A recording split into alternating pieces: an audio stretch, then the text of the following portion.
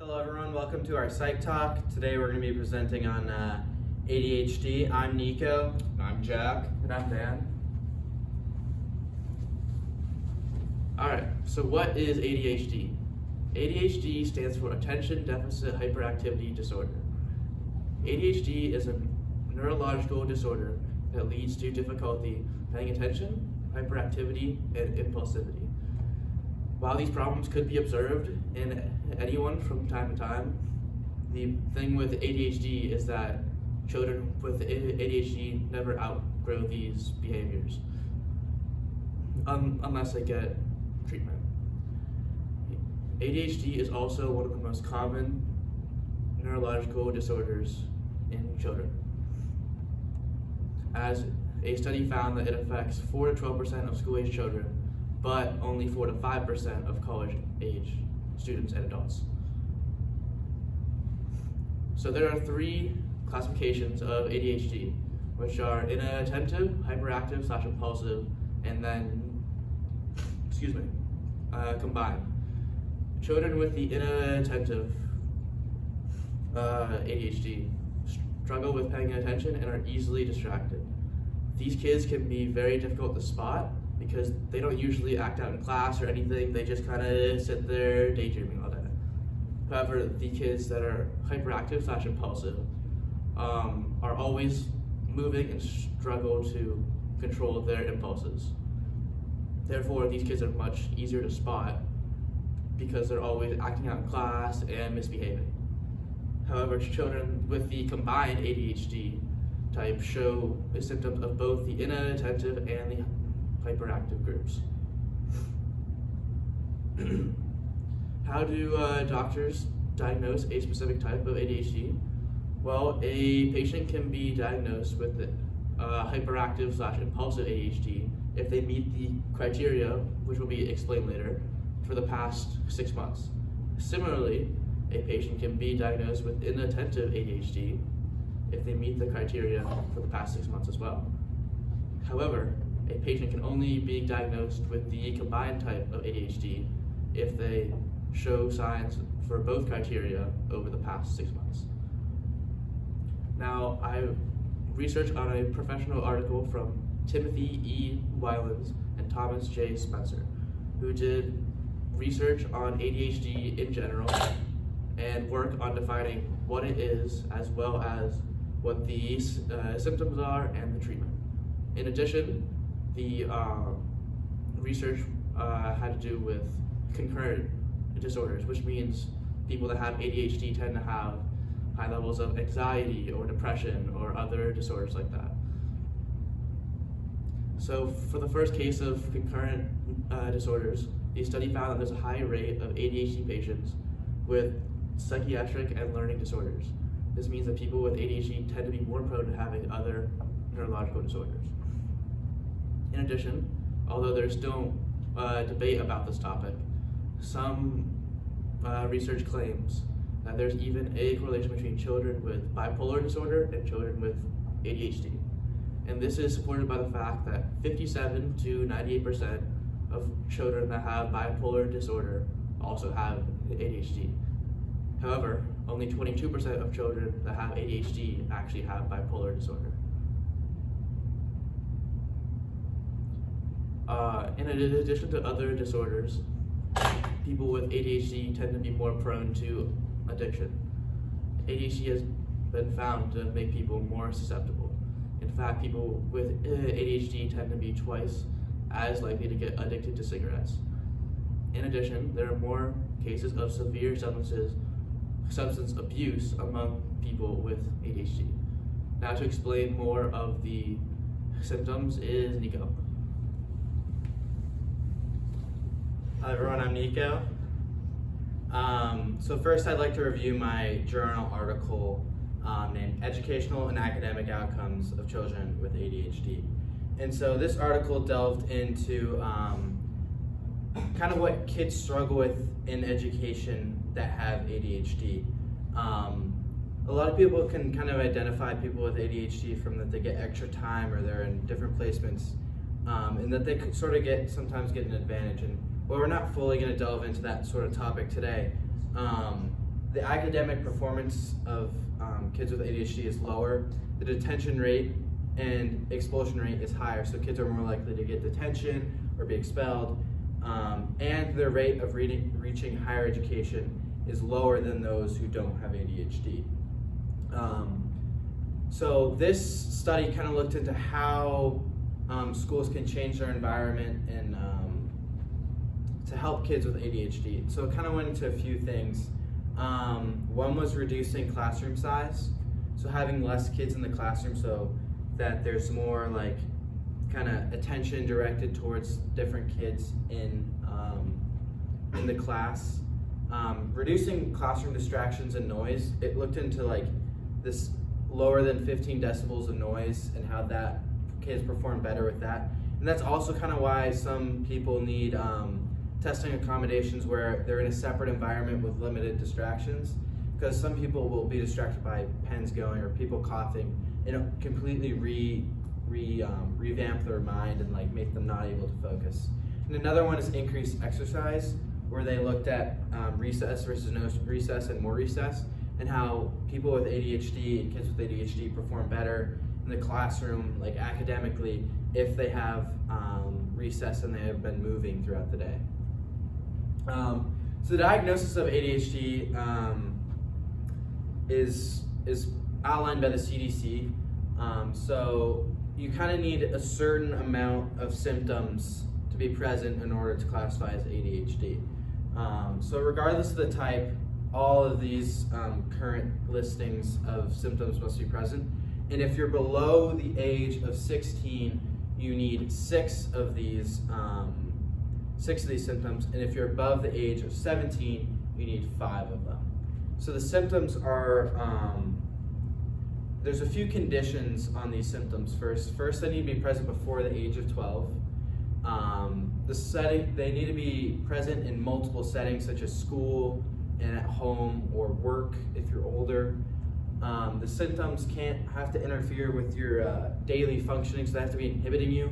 So if you have these symptoms but they're not really doing anything to hurt you, then you can't get diagnosed. And they also can't be explained by another mental health condition. They also have trouble following instructions and following through and finishing homework assignments, chores, or tasks in the workplace. They often have trouble organizing tasks and activities. They avoid, dislike, or reluctant to do tasks that require mental effort over long periods of time, such as like school or homework or goal setting and getting things done. They often lose things. They lose things such as keys, books, tools, wallets, misplacing things a lot. They're often easily distracted, and they're forgetful in their daily activities. And so, as I said, you need a certain amount of these symptoms to be diagnosed. So, as Dan said, there's multiple types. There's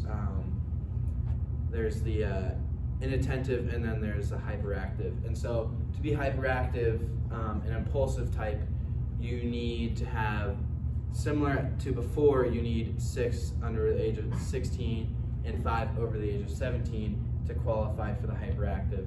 And they're the following. You often fidget or tap, your feet squirm. So if you see, like, you notice you're kind of bouncing your knee, or like you're fidgeting or taking apart your pens a lot. You leave like your seat in situations where you're not supposed to. So you're kind of getting up in the middle of class, wandering about, feeling antsy, like going to get water, or going to the bathroom, but you don't really need to go do those things. You're just doing it to get up and move about. Children often run about and climb in situations where you're not supposed to and it's not appropriate. They're unable to play or take part in leisure activities quietly. So if you're reading a book, they'll start talking, or they'll start kind of jetting off to different kind of topics and such. They're often on the go, kind of like they have a motor. Like it's go, go, go all the time, and not like, like chill moments. Talking excessively is another one where, you just talk too much. You blurt out answers before the question's been completed. You have trouble waiting your turn, whether for like activities or like raising your hand. You raise your hand and then you blurt out the answer because you just can't hold it back. and you also like kind of interrupt and intrude on other social situations that you really shouldn't be. So two friends are kind of talking, you just kind of jet in and just start blabbering off and talking is another one. So there's a few more conditions kind of on the whole diagnostic as a whole. These include, so you need several inattentive or hyperactive symptoms that were present before the age of 12. So often in the diagnosis, as I'll kind of go into later, that like it asks you questions about when you're little and such. Several symptoms are present in 2 or more settings.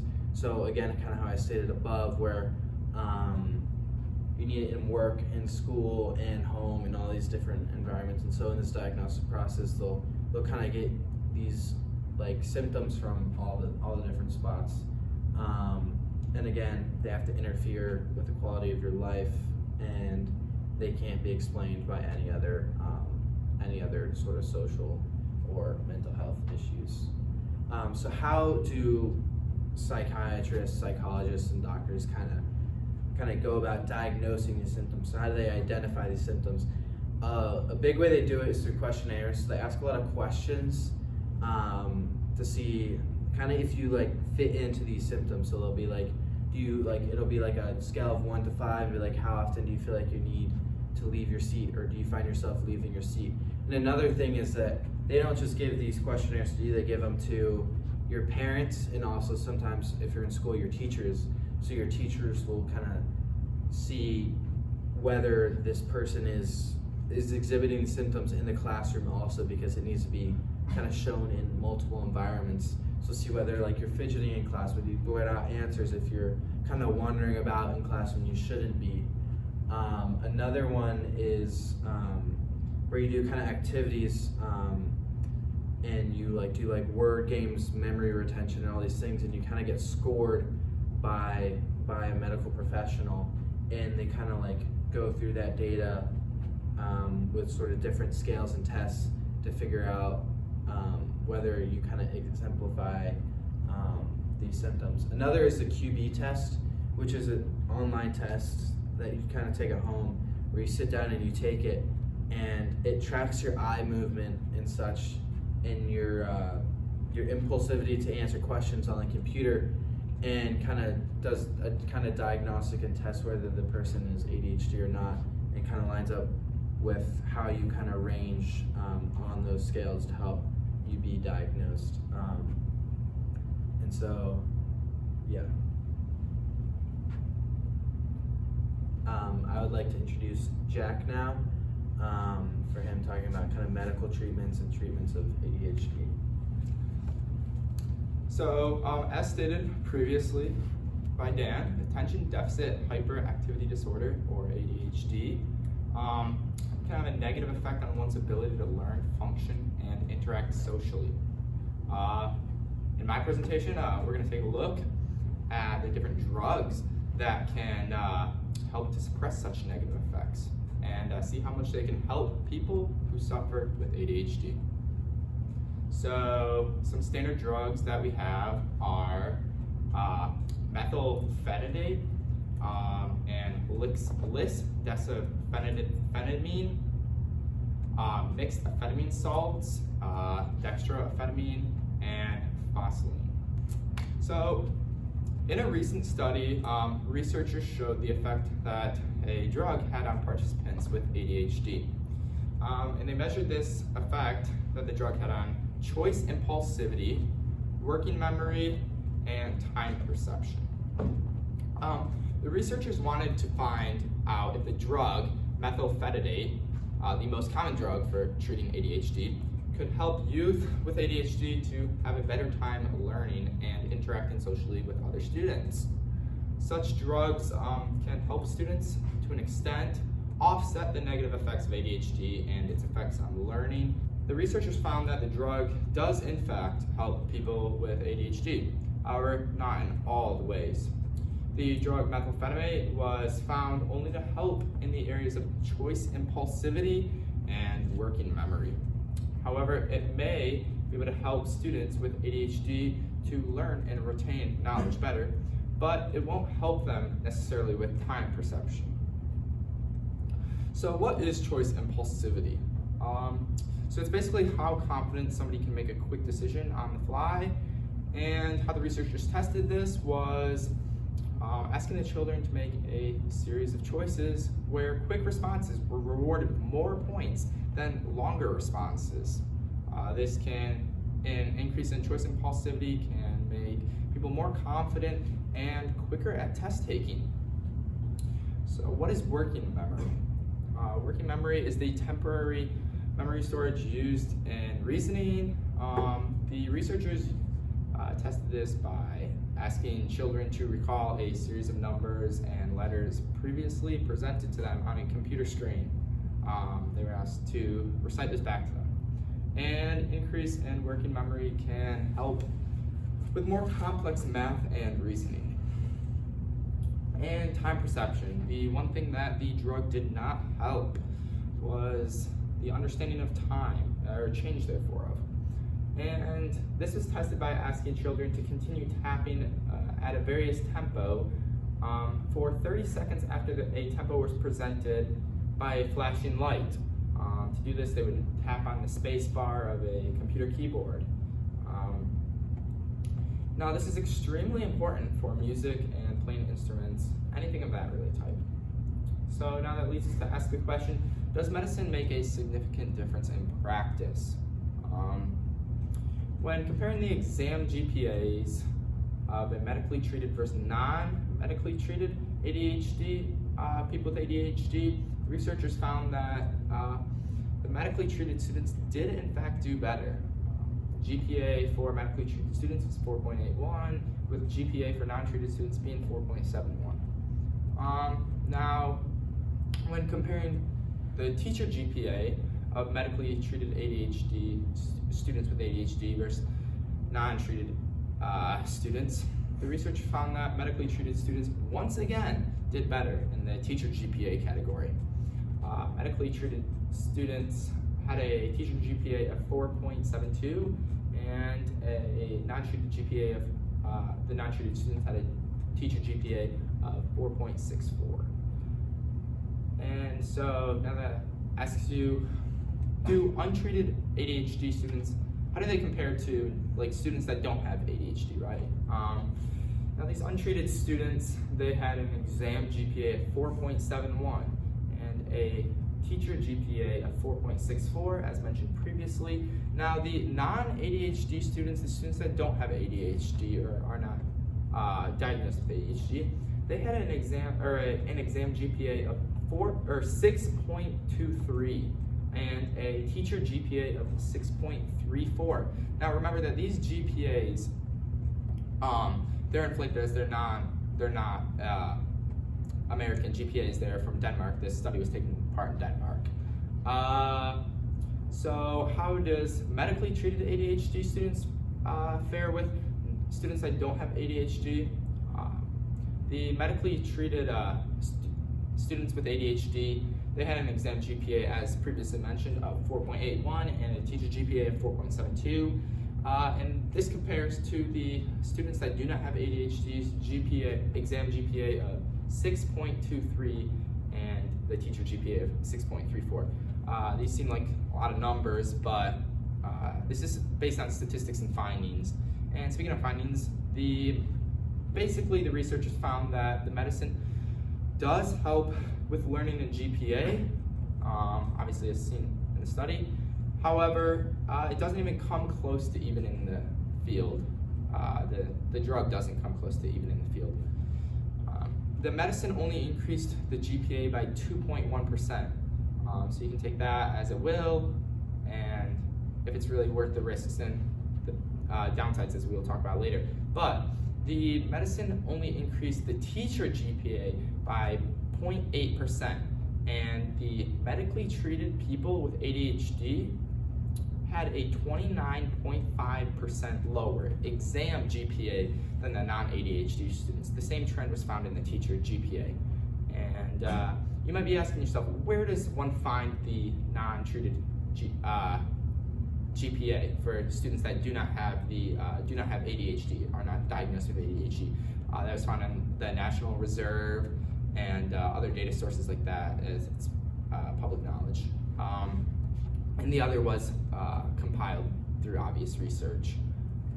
So now there are many side effects, like as I stated before, a 2.1% gain in exam GPA and a 0.8% gain in the GPA for teachers, or teacher GPA.